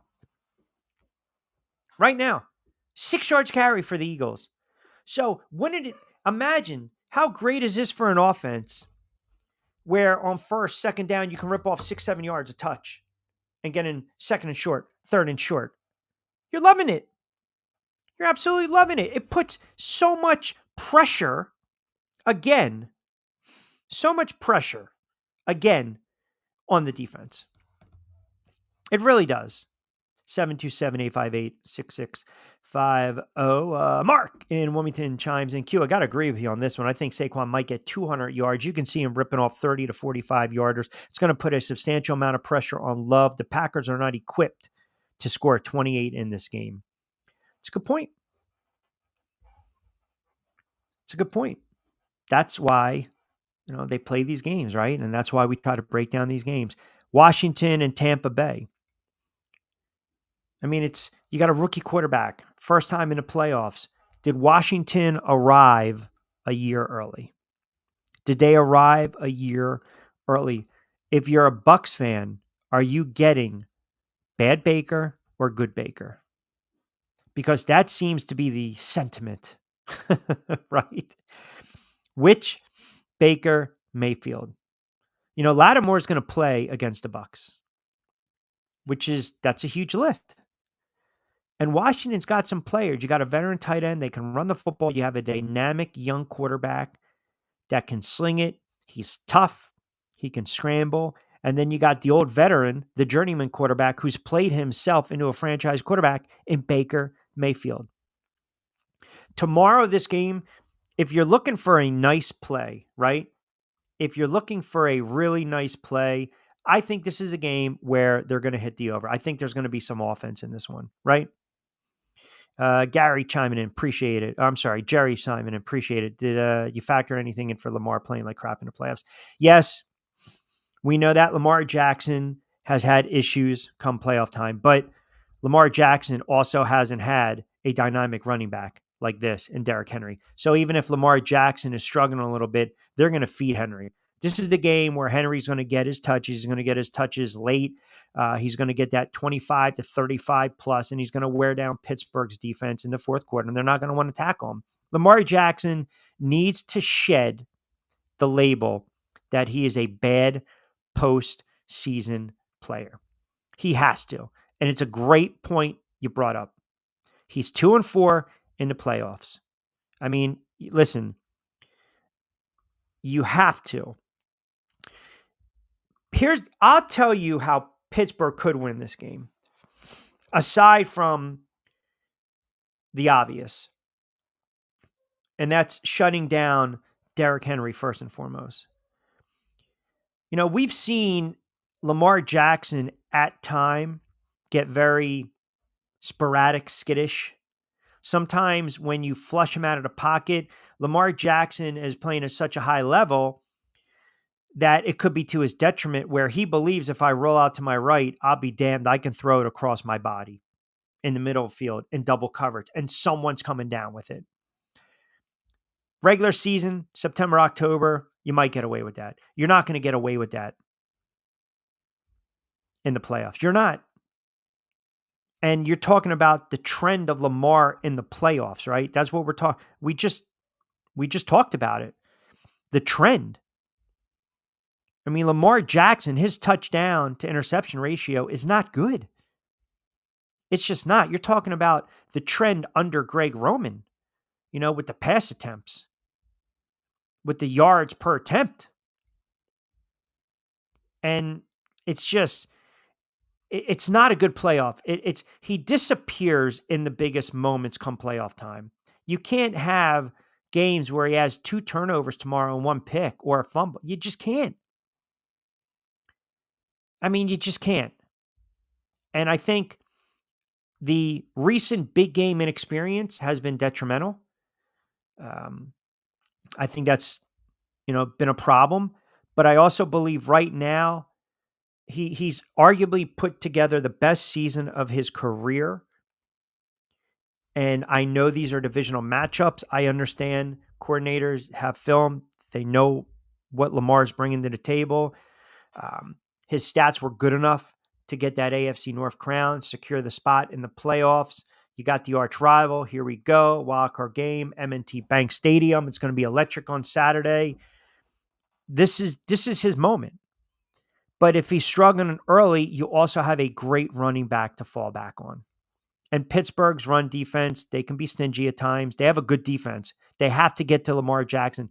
You get to Lamar Jackson, you knock him off his spot, he will make a bad pick. He will throw a bad pick. He will make a critical error.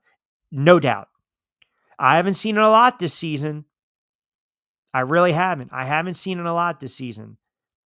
But again, you look at some of these games and you look at these matchups, and man, if I can give the ball to Henry in the third and the fourth quarter and we're up by 10, it's lights out.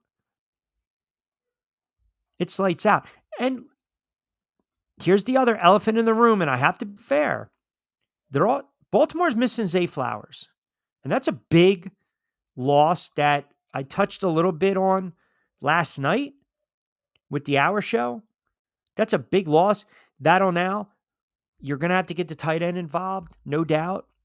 It puts a little more pressure on the offensive line to protect Lamar Jackson. But man, I'll leave you with this on that game.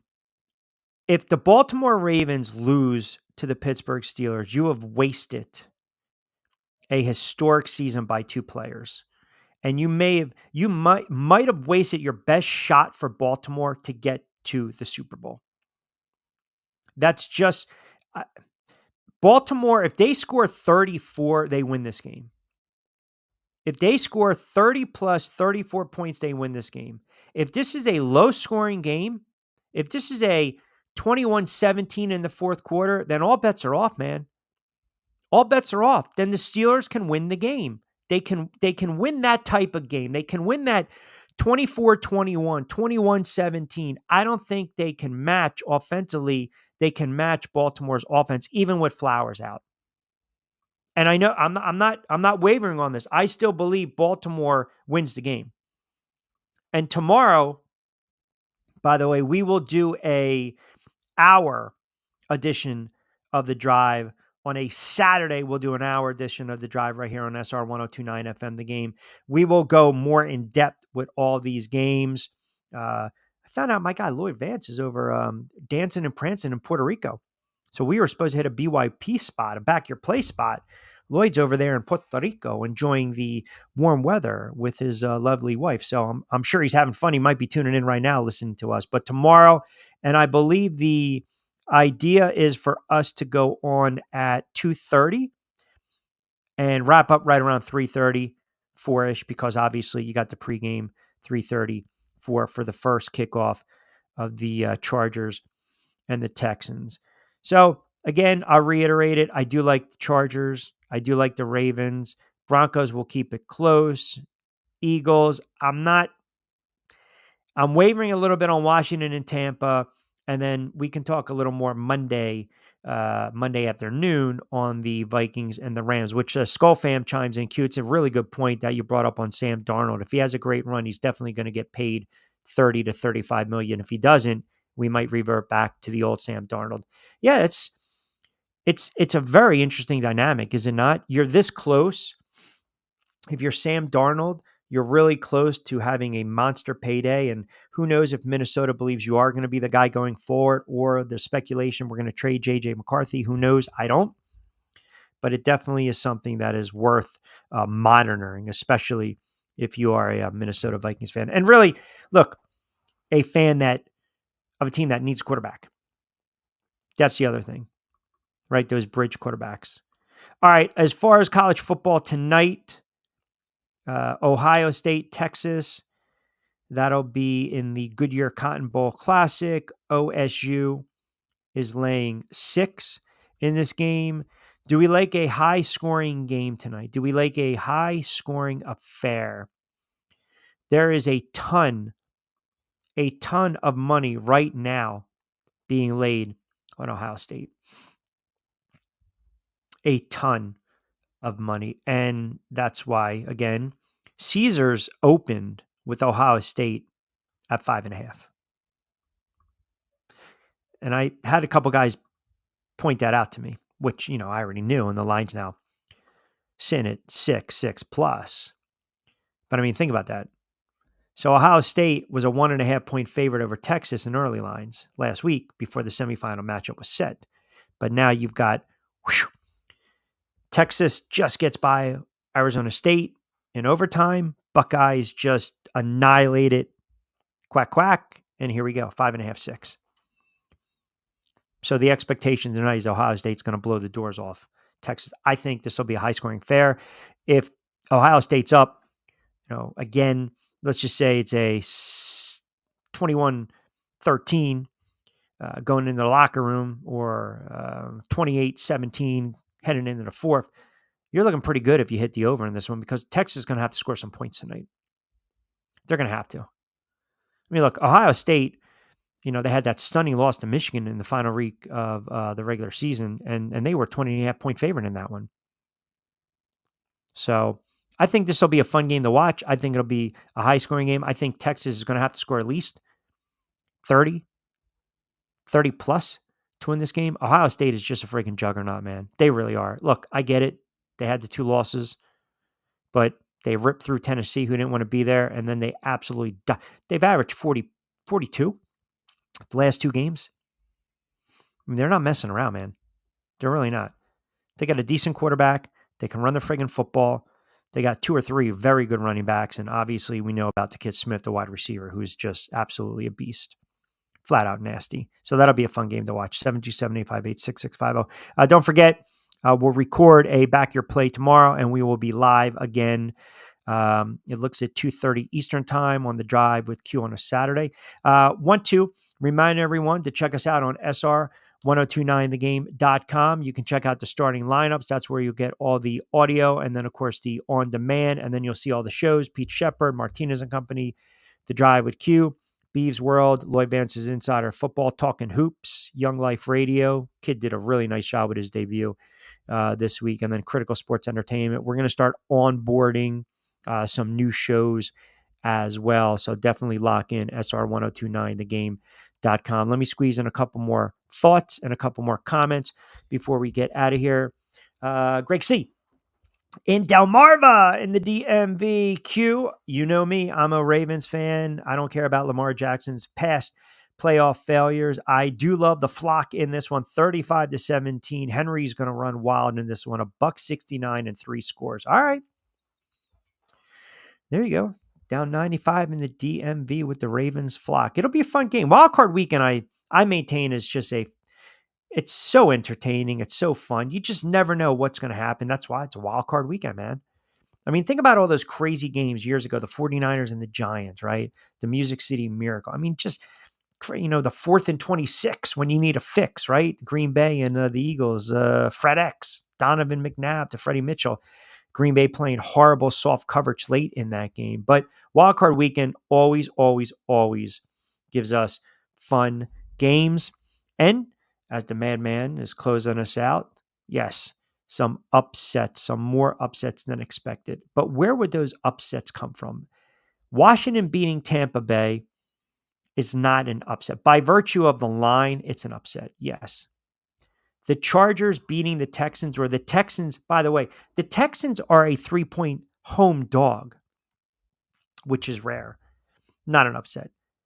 Steelers, 9.5-point dogs against Baltimore, upset. Denver, rookie quarterback against Buffalo, upset. Washington on the road against Tampa Bay, I don't look at that as an upset. And then you got the